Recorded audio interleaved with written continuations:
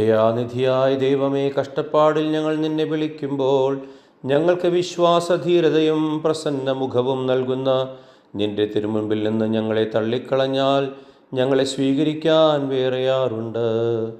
നിന്റെ കൃപയാൽ നീ ജന്മം തന്ന നിന്റെ മക്കളാണു ഞങ്ങൾ. സ്വർഗത്തിലെ ആദിജാതരുടെ കൂട്ടത്തിൽ ഞങ്ങളുടെ പേരുകളും നീ എഴുതണമേ. ഞാൻ നിങ്ങളെ അറിയുന്നില്ല, അധർമ്മം പ്രവർത്തിക്കുന്നവരെ എന്നെ വിട്ട് പുറത്തു പോകുവിൻ എന്ന ശബ്ദം ഞങ്ങളെ കേൾപ്പിക്കരുതേ. എന്തുകൊണ്ടെന്നാൽ വേദനയിൽ ഞങ്ങളുടെ ആത്മാക്കൾ നിലത്തോളം താണിരിക്കുന്നു. കഷ്ടതയാൽ ഞങ്ങളുടെ വയറ് ഭൂമിയോട് ഒട്ടിയിരിക്കുന്നു. ഞങ്ങൾ വഴിതെറ്റിപ്പോകാതിരിക്കുവാൻ അങ്ങ് ഞങ്ങളെ താങ്ങണമേ.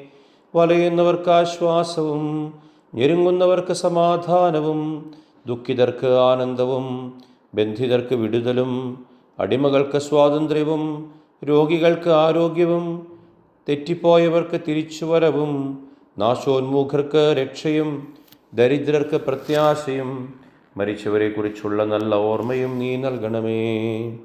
ഞങ്ങളുടെ വായുകൾ നിന്റെ സ്തുതികളാൽ നിറയട്ടെ. ഞങ്ങളുടെ അധരഭാഷ നിന്റെ സ്തോത്രമായിരിക്കട്ടെ. മാലാഖമാരുടെ ഗണങ്ങളോട് ചേർന്ന് നിന്നെ മഹത്വപ്പെടുത്തുവാൻ ഞങ്ങളെ യോഗ്യരാക്കണമേ. ആമേൻ.